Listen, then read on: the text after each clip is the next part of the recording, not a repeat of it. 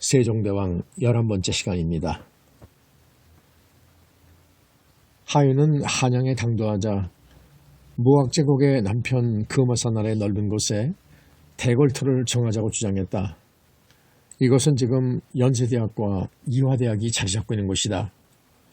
하윤은 태적게 구했다. 조선비기에 한강물이 명당 안으로 들어온다는 말이 있습니다. 이것에 대궐을 정하시고 도시를 건설하시는 것이 좋겠습니다. 무학은 하인이 태적게 하려는 말을 듣자 고개를 가로 흔들었다. 하인과 무학은 풍수와 지리를 판단하는 주장이 달랐다. 태조는 무학을 향하여 물었다. 지역의 말을 듣고 국사는 고개를 가로 흔드니 주장이 다르다면 말해주기 바로. 무학이 아랜다. 조선비기에 한강물이 명당 안으로 들어온다는 말은 강물이 바로 직중에서 명당 안으로 들어온다는 말이 아니옵니다. 한강물이 멀리 명당으로 비친다는 뜻입니다. 만약 한강물이 바로 도성 안으로 들어온다면 홍수가 나서 백성들이 어찌 생활할 수 있겠습니까? 그러하니 조선대사가 비기에 희언한 한강물이 명당으로 들어온다는 말은 하학사가 주장하는 금화산 줄기에서 퍼진 넓은 벌이 아니올시다. 뿐만 아니라 이곳은 땅이 얕고 습해서 대궐터될 만한 곳이 아니올시다. 태적 이성계는 무학의 말이 옳다고 생각했다. 이곳에 이공쯤은 지어도 좋겠지만 정궁과 행성을 짓고 시정을 벌여서 나라의 수도로 정하기에는 평지가 좁을 뿐만 아니라 넓은 곳은 지형이 낮아서 수해를 받기 쉽소. 다른 곳을 살펴보기로 합시다. 태적 이성계는 발길을 돌렸다. 일관 이양다리 아랜다. 조선비기에 확실히 하작의 말과 같이 명당에 한강물이 들어와야 좋다고 했습니다. 이 좋은 땅을 버리기가 아깝습니다. 일관 이양달은 서강을 버리기 아깝다고 하인의 말을 더 한 번 생각할 것을 주장했다. 그러나 부왕을 모시고 왔던 방언은 서강편이 마땅치 않다고 생각했다. 거지하게 주장도 일리가 있으나 무학대사의 말이 옳은가 하오. 한강물이 명당으로 들어온다는 말은 강물이 남편에 비친다는 뜻이니 하지학과 일과는 너무 고집하지 마시오. 그리고 실제로 지세를 보아서 도읍을 정할 것이지 너무 비거나 참새에만 치목되어서는 믿을 것이 아니오. 이 방문은 역시 배짱이 컸다. 다음엔 어디를 보면 좋겠소? 태적 이성계는 무학을 향하여 물었다. 백악과 인왕산을 살피는 것이 좋겠습니다. 일행은 백악을 바라보며 인왕산 앞에 당도했다. 무학은 아뢰었다. 인왕산으로 진산을 삼으시고 백악산 줄기로 청룡을 삼고 남산 줄기로 백호를 삼으셔서 동양에서 궁궐을 안치고 좌우편에 관청의 행성을 벌이고 다음에 거리와 저자를 든다면 천년을 누릴 도읍토가 될 것입니다. 태적 이성계는 무학의 말에 따라 좌우편을 돌아보았다. 과연 마음에 들었다. 무학을 향하여 말했다. 비록 동양판이라 하나 훌륭한 대지로 하겠소. 인왕산의 옥새고 줄기차고 하늘을 찌를 듯 높이 솟은 산세는 과연 제도의 진산이 될 만하오. 태조는 두 번, 세 번 인왕산을 바라보았다. 태조 이성계의 기뻐하는 모습을 바라보자 무학은 다시 아뢰었다. 만약 백악을 진산으로 하고 인왕산으로 백호를 삼고 백악줄기가 흘렀다가 다시 일어나 평평하게 퍼져나간 타락산으로 좌청룡을 삼아서 남양에서 궁궐을 안친다 해도 훌륭한 대지가 될 것입니다. 그러나 인왕산 우백호가 주산인 백악보다 너무나 들세고 거셉니다. 풍수책에 말하기를 좌편적인 청룡은 장손을 말하는 것이요 우편적인 백호는 지손을 말하는 것이라 했습니다. 남양이 되면 인왕산이 우백호가 되고 타락산이 좌청룡이 됩니다.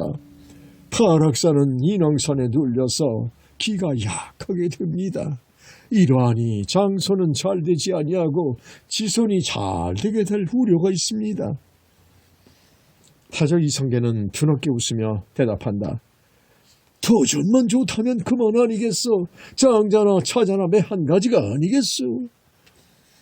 이때 이성계의 큰아들인 진안군 방우는 술을 너무 마신 데다가 화병이 나서 죽었고, 사랑하는 계비 강씨의 소생인 방성을 극히 사랑해서 세자로 봉했던 것이다.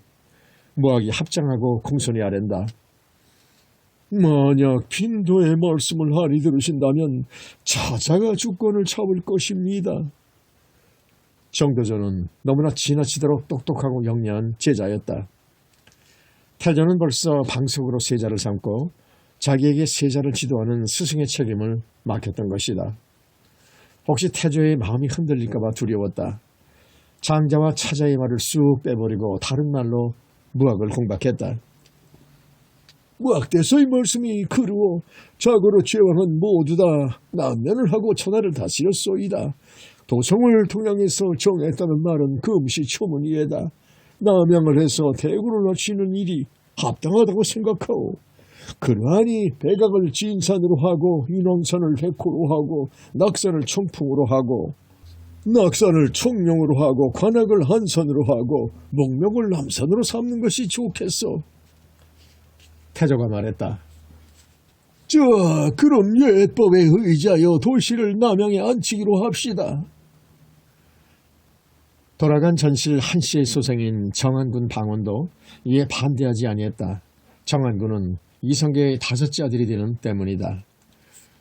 나라의 수도를 정하는데도 제각기 마음속으로는 딴 배짱이 있었다. 태조는 막내 아들 방석이 잘 되기를 바랐고 정도전도 자기가 보아하는 세자 방석이 잘 되기를 염원했다. 그러나 정안군 방우는 따로 딴 배짱이 있었던 것이다. 하윤도 백악을 진산으로 하여 남양으로 대궐투를 정하는 것을 반대하지 아니했다. 처음에 금화산 줄기가 뻗어내려간 서강에 대궐을 짓기를 주장했으나 하윤은 정안군 방언을 듣기로 결심한 사람이었다. 인왕산을 백호로 하는 것을 반대하지 아니했다. 대궐 기지를 정하는 일이 끝나니 무학은 송도로 돌아가지 아니하고 이내 고별 인사를 태조께 아뢰었다. 소승은 이제 큰일을 정했으니 절로 돌아가겠습니다. 태조는 깜짝 놀랐다. 나하고 함께 송도로 돌아가 모든 일을 도와주시오. 무학이 아랜다. 소승은 정치에는 상관하지 아니합니다. 산으로 들어가 공부를 계속하겠습니다. 태조는 서운했다. 어느 산으로 가려 하오? 안변 소강수로 가려 하오? 아니오이다. 천하의 절이 모두 다 공부할 곳입니다. 우선 양주 회암사로 가겠습니다. 태조는 무학의 고고한 얼굴을 바라보며 말한다. 섭섭해 어찌하오. 왕의 호금은 은근했다. 무학은 감격하여 아랜다. 하문하실 일이 있으시면 사실을 회암으로 보내주시옵소서. 그러면 전하께서는 만수무강하시옵소서. 무학은 왕에게 하직을 구하고 정안군 박원한테 은근한 인사를 올린 후 모든 대신들과 작별하고 양주로 향하여 길을 떠난다. 임금 태조는 왕사를 대접하는 예로 승지에게 명했다. 무학 대사의 거시는 길에 의장을 갖추게 하라. 무학은 사퇴했다. 산문으로 들어가는 몸에 의장이 필요치 아니합니다. 분부를 거두어 주십시오. 무학은 모든 의장을 사퇴하고 검은 장삼에 석장을 짓고 양주로 향하여 길을 떠난다. 회암사에 당도한 무학은 혼자 탄식했다. 송도는 산골이 너무나 둘러싸여 포장에 있는 까닭에 주위의 권신과 부장들이 임금보다 강성하여 고려가 망했던 것이다. 그러나 만약 한양의 국도를 정할 때 인왕산으로 백호를 삼는다면 장소는 결단이 나고 자손들이 잘 될 뿐 아니라 명공 거경들도 모두 다 지손이 잘 될 것이다. 무학의 탄식하는 말을 듣고 상자가 묻는다. 그럼 이번 왕조에는 장자가 세자가 되지 못하겠습니다. 그려? 무학이 눈을 감고 대답한다. 장자는 벌써 세상을 떠나 죽었느니라. 무학은 말을 마치자 눈을 다시 감고 길게 탄식했다. 상자가 무학대사를 향하여 다시 묻는다. 어찌해서 벌써 돌아갔습니까? 상검께서는 자제분을 팔형제를 두셨는데 큰아들은 진안대군 방우요, 둘째 아들은 영안대군 방과요, 셋째는 이간대군 방의요, 넷째는 회안대군 방간이요, 다섯째는 정안대군 방원이요, 여섯째는 덕안대군 방연인데 이분들은 모두 다 전실부인 한씨의 소생이고 일곱째 아들의 무안대군 방권이 있고 여덟째 아들의 의안대군 방석이 있는데 이 두 사람은 계비 강씨의 소생으로 도와 팔형제다. 이 중에서 여섯째 아들 방연이는 장가 들기 전에 어려서 죽었으니 말할 것도 없고 큰아들임 진안대군 방우는 그야말로 참 대단한 분이다. 갸륵하고 아까운 분이 돌아갔느니라. 무학대사는 먹장삼 옷깃을 바로잡으며 엄숙한 표정으로 말했다. 상자는 궁금했다. 진안대군의 갸륵한 일을 말씀해 줍시오. 세상에서는 고려 충신을 최영장군과 포은 정몽주 선생이며 두문동 72인을 손꼽아 친다마는 그들에게 못지 아니한 고려 충신은 지금 상감의 큰아들인 이 방훈이라. 무학은 말을 마치자 눈을 스르르 감는다. 상자가 묻는다. 어찌해서 상감의 큰아드님이 최영장군이나 포은 선생과 같은 고려의 충신입니까? 지금 상감의 아드님 중에 상감을 도와서 억세고 줄기찬 패기와 욕심으로 잘못된 일인 줄 알면서도 그 아버지가 왕권을 잡게 하기 위하여 최영장군을 죽이고 포은 선생을 함살해서 마침내 475년이나 되는 고려의 큰 기업을 쓰러뜨린 정안대군 이방원이 있지만은 그와 반대로 불의와 악을 배척하고 깨끗하게 한평생을 마친 사람은 새 상감의 큰아들이다. 장자이면서 그 아버지의 의롭지 않은 일이며 동생의 불법을 꾸짖기란 과연 어려운 일이다. 참말로 사람다운 훌륭한 분이었다. 무학대사는 또 한 번 진안대군을 찬양했다. 새 상감의 장자라면 상감이 세상을 떠나신 후에는 반드시 왕위에 나갈 것이 아닙니까? 그런데도 불구하고 그의 아버지와 하우가 고려 조정을 뒤엎어 뺏는 일을 반대했단 말씀입니까? 그러기에 진안대군의 행동이 더욱 거룩하단 말이다. 보통 사람 같으면 시침이 떼고 가만히 앉았다가 편안히 힘 안 들이고 장자라는 고난을 가지고 한 몫을 단단히 모아서 왕위에 나가려고 할 텐데 진안대군은 그의 아버지의 폐업을 의롭지 않다 하고 그의 아우를 꾸짖었으니 얼마나 대단한 인물이냐.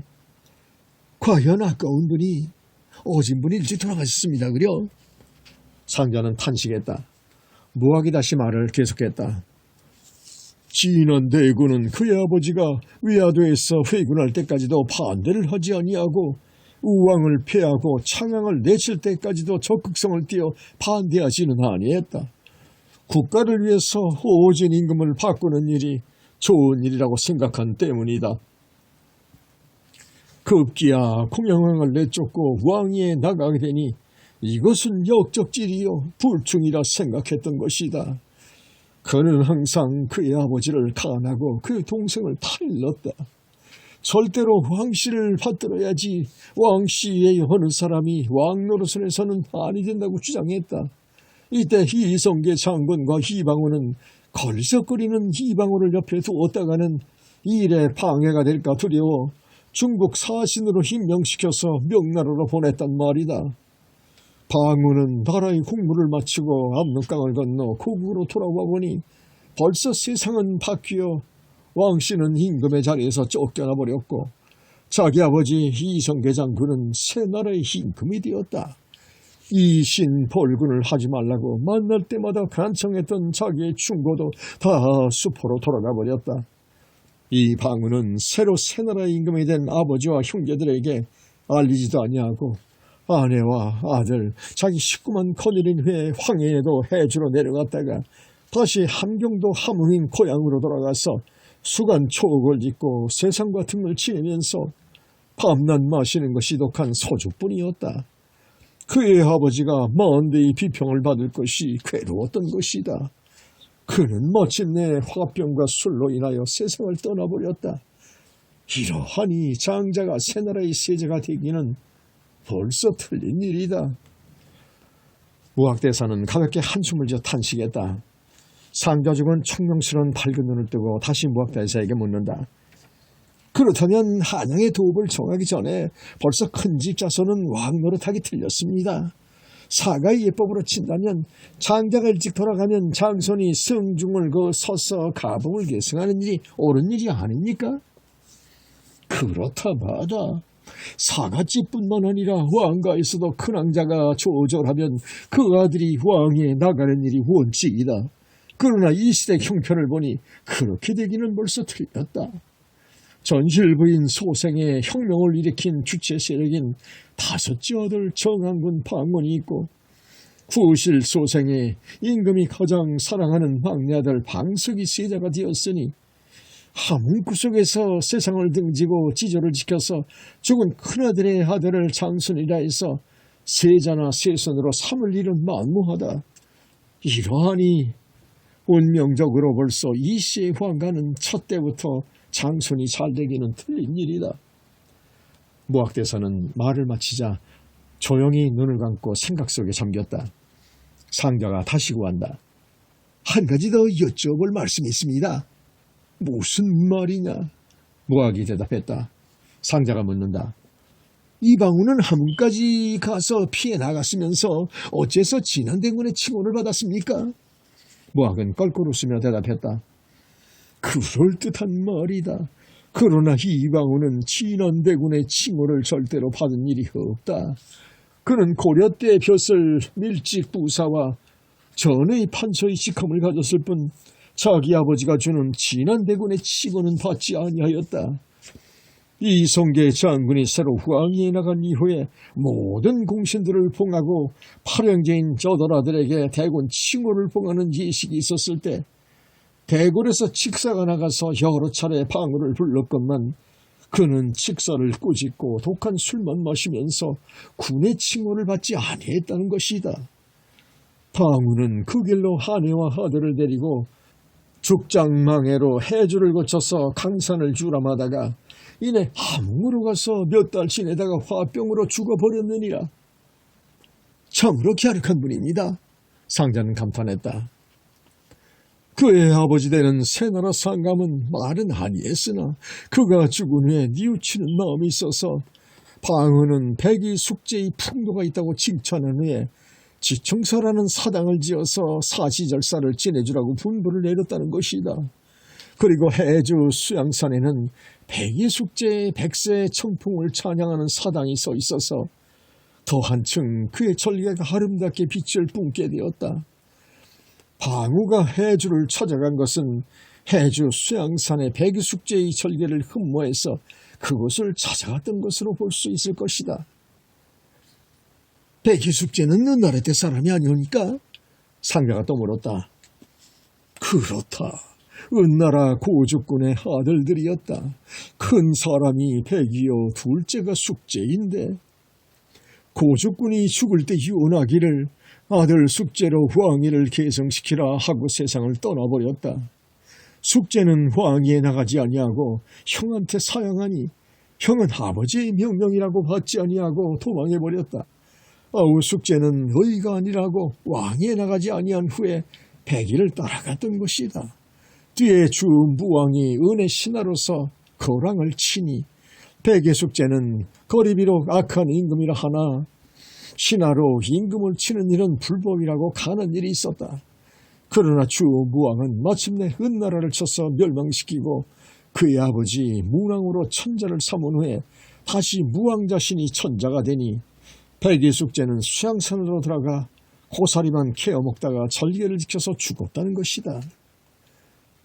그러면 백의 숙제는 우리나라 황해도 수양산으로 도망해와서 산속에 파묻혀 살다가 죽었습니까? 상자중은 총명한 눈동자를 깜빡이며 의아스럽다는 듯 스승 무학에게 물었다. 무학이 대답했다. 정사에는 보이지 아니하나 모든 야사에 백이숙제가 수양산에서 고사리를 캐먹다가 죽었다고 했고, 수양산은 중국 산서성 뇌수산이라고 하기도 하고, 환욱이란 책에는 수양산과 뇌수산은 본시 한 산인데 뇌수산이라고도 부르고 수산이라고도 하고 수양산이라고도 하는데, 산 남쪽이 해가 잘 비침으로 수양산이라고 적혀있고, 설문이란 책에는 수양산은 요소에 있다고 했으니 말은 비록 여러 갈래로 나갔으나 백이 숙제가 주나라 곡식을 먹지 않겠다 해서 수양산에서 고사리를 캐먹은 것은 확실한 사실이다. 그리고 우리나라 해주 수양산이 아닌 것은 분명한데, 말 좋아하는 사람들이 백이 숙제가 우리나라로 와서 해주 수양산에 살았다고 아름답게 선전을 한 것이다. 말하자면 기자가 평양 와서 살았다는 말이나 똑같은 사대주의자들의 말들이니라. 어떻든 이방우는 우리나라에서 존경할 만한 사람입니다. 해주 수양산에 백이 숙제가 왔건 말건 이방우 그분 한눈으로 해서 해주의 지청사는 이 나라의 빛이 올시다. 앞으로도 이씨 왕자는 대대로 장선이 왕이 되지 아니하겠습니까? 상자는 궁금한 듯 화제를 돌렸다. 아니다. 내 말대로만 한다면 장손이 잘 될 수도 있다. 어떻게 하면 장손이 잘 됩니까? 장자중은 무릎을 꿇고 물었다. 인왕선을 주산으로 하고 백악에서부터 낙산까지 둘러싼 길고 아름다운 산맥을 청룡으로 삼고 남편의 그림같이 아담한 남산을 백호로 삼는다면 장손이 길게 승승하여 500여 년의 대업을 누릴 것이다. 그러나 아깝게도 내 말을 아니 들으니 탈이다. 앞으로 5대가 못 가서 역적이 일어나고 200년을 채 못 가서 큰 난리가 나서 내 말을 생각하리라. 무학대사는 말을 마치자 조용히 하품을 하고 한숨을 지었다. 그렇다면 왜 상감께 말씀을 올리지 않으셨습니까? 상자는 조바심이 되는 듯 물었다.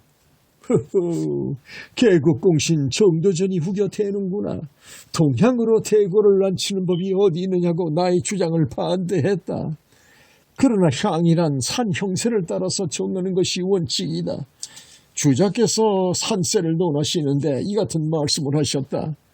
그러나 정도전은 딴 배짱이 있어서 내 말을 반대했느니라. 무학은 말을 마치자 또 한 번 탄식하는 한숨을 쉬었다.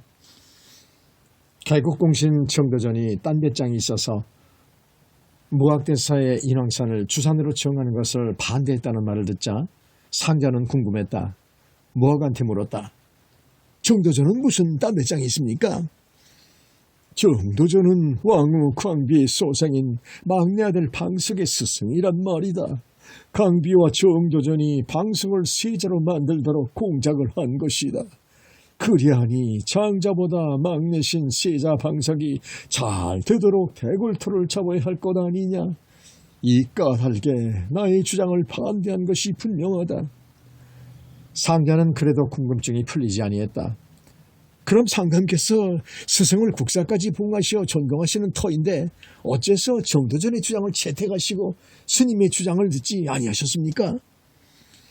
상감께서도 마음속으로는 내 말이 옳다고 생각하셨겠지. 그러나 장자는 자기의 후왕에 나가는 것을 반대한 진한대군 아니냐. 장자가 죽었는데 그의 아들인 장손을 생각할 리가 만무하다.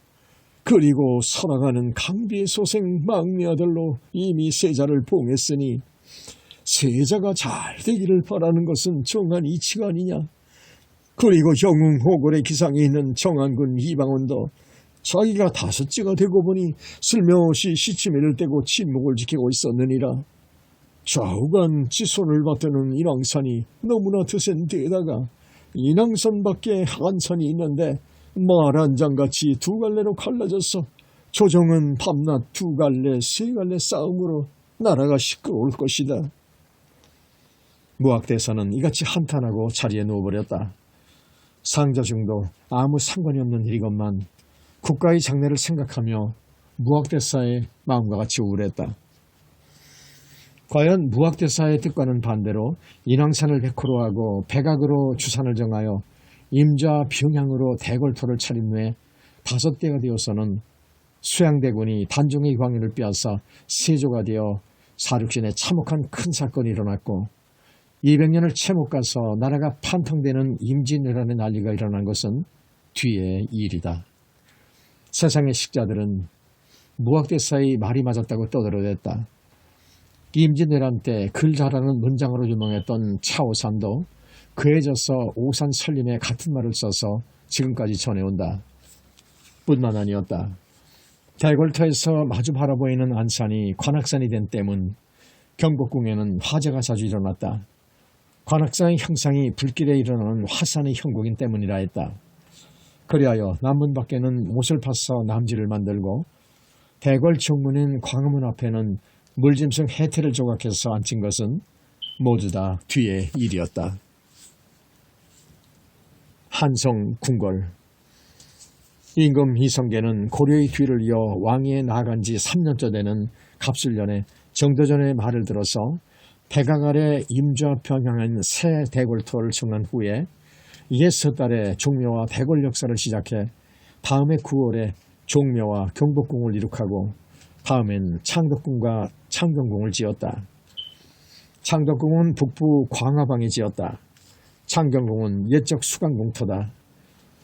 대궐 역사가 완성되니 왕은 정도전으로 대궐 이름을 짓게 했다. 정도전은 한창 뜨스르던 득위의 시절이었다. 고려의 임금을 배반하고 재빠르게 이성계를 도와 궁을 이룬 후에 분의 좌명 개국공신이 되고 숭록대부, 관삼사사, 도평의사 겸 상서사사, 수문전 태학사, 지경연, 예문관, 춘추관사 겸 관의 홍삼군 부사, 세자이사, 봉화백이 되었다. 나라의 제일 가는 재상에다가 왕실의 예복을 관장하는 장관이 되고 문관으로 초선을 꼽는 태학사의 임금과 그를 강론하는 경영관이 되었고 예문관의 문학을 통솔하고 춘추관의 사학을 관장하고 산군부를 통솔하는 대장에다가 태자의 선생님이 되고 자기의 고향에 분봉하는 봉화백작이 되었으니 최고문관이며 최고무관을 겸한 문무의 겸손한 권력을 잡았고 또다시 글 잘하는 문명으로 천하를 진동시켰다. 정도전의 부귀영화는 임금 이성계의 다음가는 존재였다. 오히려 자유스러운 폼은 임금보다도 더 훌륭했다. 진실로 정도전의 득위의 가을이었다. 정도전은 임금의 명을 받들어 대궐한 궁전의 이름을 짓기 시작했다. 새 대궐 이름을 경복이라 하고 왕이 사사로이 거처하는 연침은 강령전이라 하고 동편에 있는 작은 침전은 연생전이라 하고 서쪽에 있는 작은 침실은 경성전이라 하고 연침 남편에 있는 외전은 사정전이라 하고 사정전 남편에 있는 정전은 근정전이라 하고 근정전으로 들어가는 문은 근정문이라 하고 근정전 앞으로 동원과 서편에 두 누각을 지었는데 서편은 용무루요 동편은 융문루다. 문사도 높여서 대접하고 무사도 우대해서 문무 겸전의 뜻을 취한 것이다. 남편으로 난 대궐 정문의 이름은 광화문이라 하고 북편은 신무문이요 동문은 건춘문이라 이름하고 서문은 영추문이라 지었다. 정도전에 찬란한 문학의 예지로 아름답게 대궐 이름을 지은 것이다. 종묘와 경복궁이 낙성돼 새 대궐 이름을 지은 후에 정도전은 임금 이성계를 한양에 모시어 면류관 권룡포에 대례복을 입고 만조백관을 거느려 조상들의 신주를 종묘에 봉안해 모신 후에 크게 제항을 올려서 대제를 지내고 새 대궐 경복궁에서 크나큰 잔치를 베풀게 했다. 임금이야 만조백관들은 득이 향량하여 하늘같이 높고 넓은 영광을 축복했다. 술이 서너 순배에 돌았을 때 임금 이성계는 정도전에게 물었다. 지난번에 과인은 경에게 새 대궐 이름을 지으라 했는데 그동안 다 지었는가? 정도전은 무릎을 꿇고 금관조복 소매 속에서 궁궐 명칭을 쓴 붉은 비단책을 꺼내서 바쳤다. 새 대궐 이름을 경복궁이라 지었습니다. 왕은 용안에 가득 기쁨을 띠고 말한다. 경복궁, 좋은 이름이군. 먼저 백관들이 경복궁의 뜻을 알도록 설명하라. 정교조는 왕께 향하여 제비한 후에 자리에서 일어나 백관들에게 경복궁의 뜻을 설명했다. 경복이란 두 글자는 시전에서 취한 것으로 군자 만년 개의 경복의 뜻을 딴 것입니다. 오진 임금이 만년 동안이나 큰 덕을 닦아서 하늘이 좋은 복을 임금께 내린다는 뜻이올시다. 다시 말씀을 하련다면 전하의 자손들이 만년 동안이나 태평성대를 누리시면 사방의 신민들이 또한 아름다운 성덕에 심취하여 감화가 될 것입니다. 그러나 춘추란 책에 이런 말씀이 있습니다. 백성들을 아껴서 부역하는 일을 삼가야 할 것입니다. 임금 대리는 항상 백성을 사랑하시어 함부로 부리지 말아야 합니다. 사사로이 넓은 집에 앉아 계실 때 선비를 항상 생각해서 비호해 주시고 여름 더울 때 전각에서 서늘하게 앉아 계실 때 많은 백성의 땀을 흘려가며 농사짓는 괴로움을 알아주셔야 합니다. 이것이 만년 동안 경복을 누리시는 장본이 될 것입니다. 임금 희성계는 명안에 만족한 웃음을 띄었다. 경복궁의 뜻을 잘 알았소. 삼가 춘추의 뜻을 받들어 백성들의 괴로움을 잊지 아니하리다. 다음에 강령전의 뜻을 설명해 주시오. 정도전은 다시 왕 앞으로 나가 부복해 아랜다. 홍범에 써있기를 임금이 마음을 바로하여 덕을 닦아 황극에 오르면 능히 오복을 누린다 했습니다. 오복 중에서 강령이 제일이올시다. 평안하셔야 생각하실 수 있고 평안이 없으셔야 천하의 모든 일을 보살필 수가 있습니다. 임금 이성계는 강령전의 해석을 듣고 만족했다. 미소를 지어 다시 묻는다. 연생전과 경성전의 뜻을 말하라. 정도전이 다시 부복해 아랜다. 봄은 만물이 생하는 시절이요 가을은 만물이 성숙하는 때입니다. 이러므로 동소침을 연생전이라 했고 서서침을 경성전이라 했습니다. 임금은 하늘을 대신하는 분입니다. 천지의 법을 받들어 정치를 잘하십시오. 임금 이성계는 더욱 만족했다. 사정전과 근정전의 뜻을 설명해 주어. 정도전이 부복하고 아랜다. 천하 만물의 이치는 생각을 해서 이루어지는 것입니다. 생각을 아니하면 이루어지는 일이 없습니다. 작은 일도 그러하니 하물며 나라의 큰 일이겠습니까? 나라의 임금이란 만백성의 어른이올시다. 만백성 속에 슬기로운 사람, 어리석은 사람, 착한 자와 악한 자가 혼합하여 섞여 있습니다. 이러므로 임금된 분은 깊이 생각하고 자세히 살펴보지 아니하면 어떻게 옳고 그른 것을 판단해서 처리하겠습니까? 예로부터 임금이 실패한 일은 친근한 신하들의 말만 듣고 임금 자신은 깊이 생각해보지 아니한 까닭에 낭패로운 일이 많이 생긴 것입니다. 공자의 말씀에도 생각해보지 아니하고 먼 장래일을 어찌 알 수 있겠는가 말씀하셨고 서전에 이르기를 생각한다는 것은 밝은 것, 곧 예가 되는 것이요 항상 밝으면 성이 될 수 있다 했습니다. 전하께서는 이 전각에서 매일 아침에 만개를 살피십니다. 신하들이 제각기 맡은 책임과 일을 아뢰할 때 전하께서는 깊이 생각하신 연후에 칙령을 내리시어 지휘하셔야 합니다. 이러함으로 신은 이 전각 이름을 사정전이라 했습니다. 임금 이성계는 더욱 만족했다. 그렇다면 근정전의 해석을 해주기 바라오. 정도전이 아랜다. 전하의 일이 부지런하면 성공이 되고 게으르면 결단이 나서 거칠어지는 법이올시다. 방 한 칸을 유지하고 집안체를 다스리는데도 이러하거늘 황차 나라의 큰 정치겠습니까? 서전에 말하기를 임금은 항상 자기 자신을 경계하면서 법도를 지켜 하루나 이틀이라도 일하지 않는 관리가 없도록 하라. 이것은 요와 순과 우의 부지런한 정치요. 아침서부터 해가 기울 때까지 만백성에 화합하도록 노력하는 것은 문왕의 근정이라 했습니다. 임금의 핵심은 이같이 부지런해야 하는 것입니다. 이러함으로 정전 이름은 근정전이라 했습니다. 임금 이성계는 다시 정도전에게 물었다. 근정전과 근정문의 뜻은 짐작해 알았거니와 근정문 밖에 있는 융문루와 융무루의 뜻을 설명해 주어. 문으로 정치를 다스리고 무로 어지러운 세상을 진정하니 문과 무는 마치 사람이 두 팔을 가진 것이나 다름이 없습니다. 사람이 만약 한 팔만 가졌다면 그것은 병신이여 불구자올시다. 예악문물이 다른 나라에 비하여 환하도록 빛나야만 훌륭한 나라가 될 수 있고 군사와 무기가 무비가 정연하게 갖춰 있어야만 외적과 내란이 일어나지 못할 것입니다. 사람을 쓰시는데도 문장 학식과 도덕의 높은 신하가 조정에 가득 차 있어야 하고 과단성 있고 용기 있는 대장이 중외에 포려 있어야만 국가와 민족은 의지하는 힘을 가질 수 있습니다. 문만 가지면 빛은 찬란하나 어느 경엔 약하고 무만 갖는다면 든든한 듯하나 무식하고 사납습니다.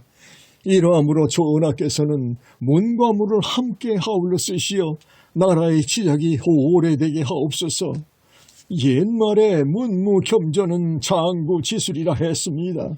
이리하여 근정전 앞에는 용문루를 지어 문신들을 양성하시고 육무루를 두어서 장신들을 후디하시리라 하여 두 누각을 짓고 육문, 육무의 이름을 붙인 것이올시다. 임금 이성계는 정도전의 말을 듣고 다시 부탁을 내린다. 종묘가 이룩되고 대궐이 완성되었으니 이제는 나라의 도성을 쌓아서 도읍을 튼튼히 해야 되겠소. 경은 도성 자리를 정하여 성 쌓는 일에 정승 조준과 함께 감독해주오. 정도전이 몸을 굽혀 아랜다. 도읍에 궁궐이 있으면 반드시 도성을 쌓아 국방을 튼튼하게 하는 일은 고금의 규제올시다. 삼가 명을 받들어 축성할 일을 계획하겠습니다. 정도전은 성 쌓는 일을 분부받고 오전에서 물러났다. 성을 쌓는 일은 간단한 일이 아니었다. 정도전은 큰 분부를 받은 후에 날마다 삼각산 북편서부터 산을 타고 놀았다. 때마침 겨울이었다. 날은 차고 바람은 강했다. 수십 일을 두고 산을 타면서 성 쌓을 자리를 연구하고 있을 때 하룻밤에는 눈이 와서 한양 천지가 온통 은세계를 이루었다. 정도전은 아침 일찍 일어나 창문을 열고 넓고 넓은 한양 천지를 바라보고 있을 때 우연히 머리에 번개치듯 묘한 생각이 떠올랐다. 정도전은 손뼉을 치며 자리에서 일어났다. 곧 설렁조를 흔들었다. 구정별배를 불렀다. 구정별배에 패장이 들어와서 뜰에 대령했다. 부르셨사옵니까? 정도전은 구정에게 분부를 내렸다. 이따 한낮에 내가 출동하겠다. 좋은 말을 준비해 두어라. 견해를 타지 아니하시고 말을 타고 행차하시렵니까? 눈길이라 염려되옵니다. 그러기에 미끄럽지 않도록 좋은 말을 준비하러 한 것이다. 한낮이 되었다. 태양이 눈 위에 쨍하게 비쳤다. 눈이 부시다. 겨울 날씨로는 바람도 불지 아니하고 찬풍했다. 양지 쪽에서는 햇살이 두꺼워서 벌써 눈이 녹기 시작했다. 낙숫물 떨어지는 소리가 양지 바른 지붕에서 녹아내려서 제법 한가로운 정취를 일으켰다. 시정까지 자아낸다. 마당에도 눈이 녹기 시작했다. 정도전은 햇살에 녹는 눈더미를 보자 다시 설렁줄을 흔들었다. 구정별배의 패장이 내 소리를 하며 들어왔다. 아까 말을 대령으로 일렀더니 채비를 차려 놓았느냐? 해가 한낮이 겨웠다. 벌써부터 대령하고 있습니다. 정도전은 의관을 차리고 사랑에서 일어났다. 대청에 내려 구정들의 부액을 받은 후에 중문 밖으로 나와서 마국간에 등대한 뒤 말 위에 올랐다. 거리에 말을 타고 나가보니 아침에 백옥세기를 이루었던 한길에도 눈은 녹아서 개천마다 눈 녹은 물이 빗물 흘러내리듯 했다. 정도전은 말을 몰아 북악과 삼각산으로 달렸다. 응달에는 아직도 백설이 하얗게 덮여서 은세기를 이루었다. 정도전은 양지가 되어서 눈 녹아내리는 곳으로만 한 바퀴 빙그르르 돌았다. 정도전은 온종일 눈 녹아 흐르는 것을 살핀 후에 집으로 돌아왔다. 이튿날 대내로 들어가 왕께 배웠다. 임금 이성계는 반가운 낯으로 정도전을 바라보았다. 정도전에게 한양의 성 쌓을 자리를 정하라고 분부를 내렸던 생각이 났다. 정도전은 곡배를 들은 후에 아뢰었다. 오늘 새벽에 상스러운 서슬이 많이 내렸습니다. 아마 여름에 큰 풍년이 들려나 봅니다. 모두 다 경들이 도와서 이러한 서슬이 내린 듯하고 다 경들의 공로로 하겠소. 황감하옵니다. 정도전이 부복해 대답했다. 왕은 온화한 낯으로 정도전에게 말한다. 지난번 경에게 도성을 쌓을 자리를 조사해보라 했는데 눈이 이같이 많이 내렸으니 금년에는 성터를 결정하지 못할 것 같으오. 정도전이 아랜다.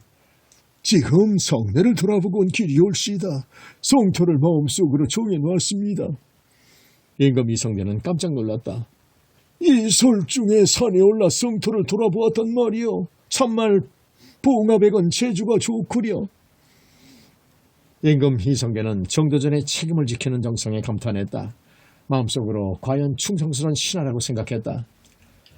전하께 없어 도성 쌓을 자리를 골라보라 하신 분부를 듣자옵고 물러가서 무한 걱정을 했습니다. 도대체 어디서부터 어디까지 성을 쌓을지 엄두가 나지 않았습니다. 여러 날 잠을 이루지 못하고 궁리하고 있었습니다. 근심 속에 하룻밤을 자고 나니 기막힌 천조가 있었습니다. 정도전은 벙글벙글 웃으며 하랜다. 천조라니.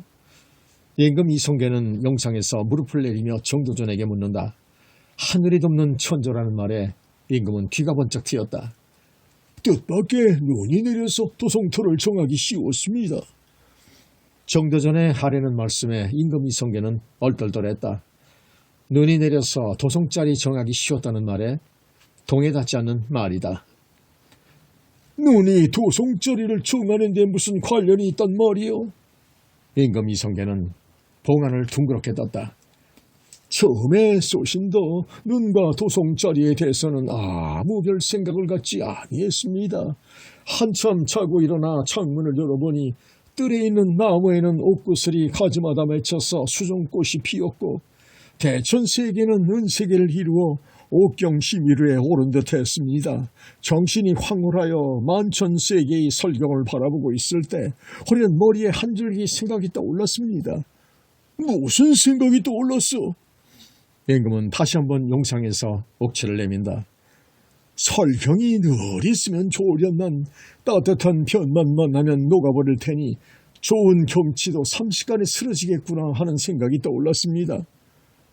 임금은 여기까지 들었을 때 도성 쌓는 일하고는 전혀 상관이 없는 소리였다. 흥미가 약간 떨어졌다.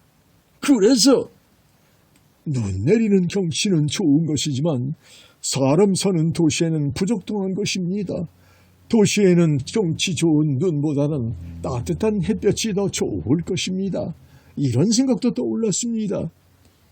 그야 그렇지. 임금은 전혀 흥미가 없다는 표정으로 대답했다. 다음에 눈은 햇빛을 만나면 녹아버린다는 생각이 떠올랐습니다. 그래서? 그러니 눈 잘 녹는 것이 명당이라는 생각이 떠올랐습니다. 임금 이성계는 보통 사람이 아니었다. 비로소 손뼉을 탁 쳤다. 되었어. 연애 되었다는 소리를 연발했다. 전하께서도 이제는 깨달으셨습니다. 해가 잘 비쳐서 눈이 잘 녹는 땅이 명당이니 도성은 백성들이 따뜻하게 잘 살아야 합니다. 해가 잘 비쳐야 병이 없고 해가 잘 비쳐야 수목이 번성하고 해가 잘 비쳐야 농사가 잘 되고 해가 잘 비쳐야 밝고 아름답고 이러하니 눈이 잘 녹는 곳을 따라 도성을 쌓는 것이 좋다고 생각했습니다. 그러하와 한낮이 되자 말을 날려 삼각산에서부터 한양을 휘그레 돌았습니다. 눈 잘 녹는 곳의 주위가 9,975모였습니다. 이만하면 왕도의 도성이 될 수 있습니다. 임금 이성계는 어수를 들어 정도전의 등을 어루만졌다. 과연 경은 경천이지 지혜를 가졌다 하겠소. 송도는 신라 때부터 왕신애가 송악의 소를 잘 길러서 계림, 황엽, 공령, 청송이란 말이 있었습니다. 한양은 하늘이 눈을 내려서 깨우쳐 주었으니 가히 설도로 하겠습니다. 임금 이성계는 정도전의 아뢰는 말을 듣자 마음이 무한 깊었다. 역시 진인사 대천명이란 말이 옳은 말이구려. 경이 과인의 명을 받고 주야로 성싸울 터전을 궁리하던 끝에 하늘은 경의 정성에 감복하여 눈을 내려서 도성터를 정하게 하니 사람은 반드시 자기 힘을 다 기울여서 이를 궁리해야만 하늘이 복을 주는 것이라 생각하오. 임금 이성계는 말을 마치자 도성지를 불렀다. 과인은 지금 정도전과 함께 한양에 도성 쌓는 곳을 정했다. 팔도에 형을 내려 백성들을 한양으로 불러 부역을 하도록 하라. 승지가 어명을 받고 물러가니 정도전은 다시 아랜다. 눈이 한방 녹으면 성싸울 경계를 분간하기 어렵습니다. 신은 오늘부터 삼군부 군사를 풀어서 말뚝을 박아 표시하겠습니다. 모든 일은 경이 친히 지하여 도성을 쌓으라. 정도전이 다시 아랜다. 도성을 쌓는 표지는 소신이 곧 삼군부 군사를 동원시켜서 정해놓겠습니다. 그러하오나 성을 쌓는 일은 국가의 대서울시다. 재상의 한 사람이여 개국공신인 평양백 조준에게 성 쌓는 감독을 하라 하시옵소서. 경의 말이 옳다. 도성 쌓는 일은 국가의 대사다. 모든 재상이 협조해야 할 것이다. 축성 감독은 조준에게 임명하리라. 임금 이성계는 개국공신인 평양백 조준에게 서울 도성을 쌓는 축성 감독관을 임명시켰다. 정도전은 곧 어전에서 물러나 삼국무군사 수천 명을 동원시켰다. 삼각산으로부터 시작하여 사산에 눈 녹은 곳은 성 안으로 하고 눈 쌓인 곳은 성 밖으로 하여 말뚝을 박아 9,975보의 도성 쌓는 경계를 정했다. 이듬해 병자년 청월이 되었다. 조조는 정도전이 성터를 정한 대로 백성을 풀어 성을 쌓기 시작했다. 서북면 편으로 안주 이남에서 부역 나온 백성이 11만 9천 명이었다. 정월, 2월 두 달 동안 역사하고 2월 금음날은 고향으로 돌려보냈다. 봄이 되므로 백성들이 농사를 방해하지 아니하자는 의도였다. 가을이 되었다. 다시 역사를 시작했다. 경상, 전라, 강원도의 삼도 백성들을 징용했다. 부역 나온 인부의 수가 7만 9천 명이었다. 8월서부터 시작해서 9월에 끝을 마쳤다. 정도전은 꾀와 제주가 비상했다. 천리 먼 길에서 부역 나온 백성들의 원망하는 마음을 누르기 위하여 하늘이 하룻밤 사이 눈을 내려 동그랗게 정해주었다고 선전하는 말을 퍼뜨렸다. 순수한 백성들은 정도전의 꾀에 넘어갔다. 하늘이 이 시를 돕기 위하여 하룻밤 사이에 동그랗게 눈을 내려 도읍토를 정해주었으니 한양천도는 하느님의 뜻이다. 괴로워도 부역일을 해야 한다고 생각했다. 백성들은 이리하여 한양을 설도라고 불렀다. 도성과 성문을 쌓는 역사가 끝나니 임금 이성계는 다시 정도전을 입식한 후에 당부하는 말씀을 내렸다. 하늘이 성스러운 눈을 내리시어 나의 도읍토에 성을 쌓게 하셨고 경의 슬기로운 지혜로 이제 성이 완성되었소. 사대문과 사소문에 반드시 이름이 있어야 하겠소. 경은 일찍 개골천각의 이름을 지었으니 성문 이름도 지어서 천추만대에 전하도록 하오. 우선 도성의 호문인 남대문의 이름을 뭐라 지으면 좋겠소. 임금은 은근히 정도전에게 부탁했다. 정도전은 어전에서 연상을 당겨 먹을 갈고 붓을 가다듬었다. 한동안 생각하다가 간지 위에 숭례문 석자를 썼다. 임금 이성계는 만족한 얼굴빛으로 정도전에 쓴 글자를 바라본다. 남대문의 이름을 숭례문이라 쓰면 어떠하올는지 감히 아렵니다. 숭례문 참 좋구려. 예를 높인다는 뜻 과연 좋소. 그러하시면 남대문의 이름을 숭례문이라 하겠습니다. 정도전은 마음이 흐뭇했다. 임금이 자기의 말을 척척 들어주는 것이 기뻤다. 정도전이 다시 아랜다. 숭례에 대하여 다시 아랠 말씀이 있습니다. 임금 이성계는 만족한 얼굴로 대답했다. 무슨 의논할 말이 있어? 경복궁 개골 남편의 정면으로 바라보이는 산이 있습니다. 이 산은 과천 땅에 있는 산으로 이름은 관악산이라 합니다. 남대문에서도 정면으로 보입니다. 이 산은 형국이 불기 일듯 삐죽삐죽 하늘을 찔러 화염같이 일어난 까닭의 화산이라 합니다. 불꽃이 올라가는 형상을 대항하자면 현판도 총으로 달아붙여야 하고 글씨도 세워서 써야 합니다. 그뿐 아니오라 숭례문의 차획은 숭자로 상승하여 올라가는 기상이요 예의 획도 상승하는 차세올시다. 하늘을 찔러 올라가는 관악산의 화기를 상승하는 숭례문의 글자 형상과 현판의 자세로 대항하자는 것입니다. 만약 보통 현판과 같이 가로 붙인다면 어찌 되겠소?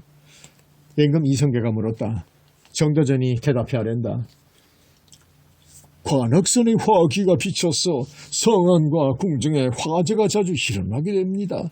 만약 현판을 가로 뉘어서 붙이면 상승하는 화기에 치게 됩니다. 그러므로 숭례문의 현판을 세워서 붙인 후에 남문 밖에는 못을 파서 남지를 만드십시오. 역시 물로 불의 화기를 제어하자는 것입니다.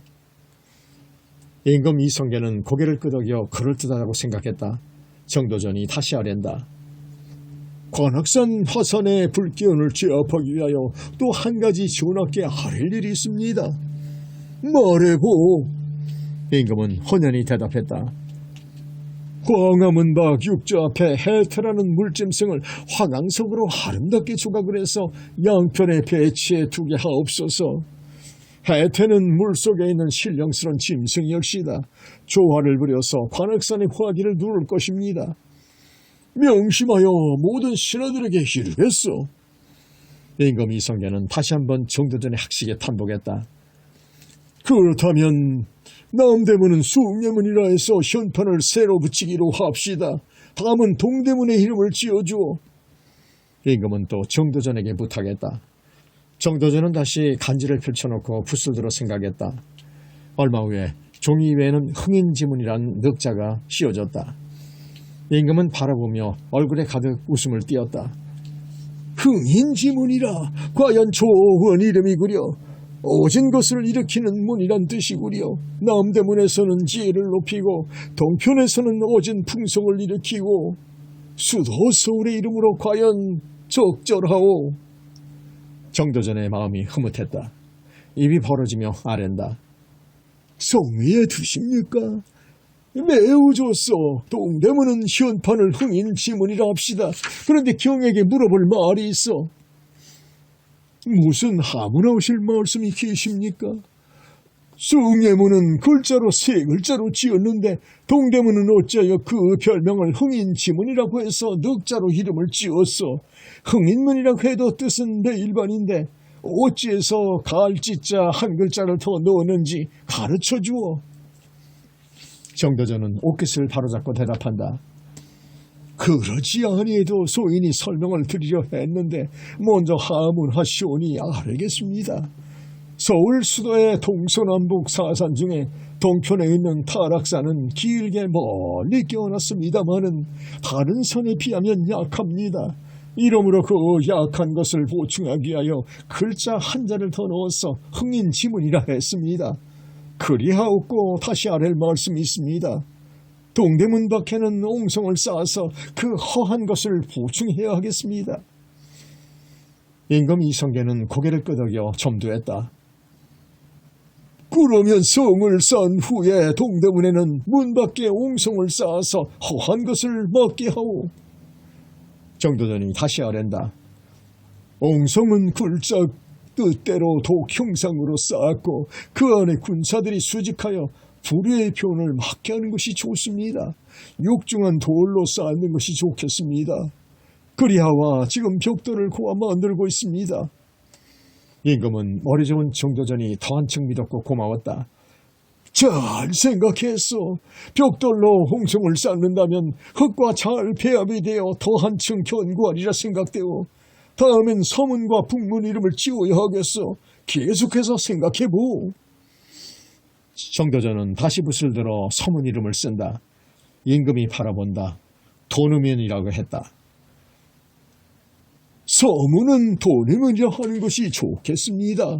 남문에서는 예를 숭상하고 동문에서는 어진 풍속을 일으키고 서문에서는 의를 두텁게 해서 인과 의와 예가 한데 어우러져 나간다면 국가는 크게 창성할 것입니다. 임금은 용안에 가득히 웃음을 띄었다. 그럼 북문은? 숙청문이라 하는 것이 좋겠습니다.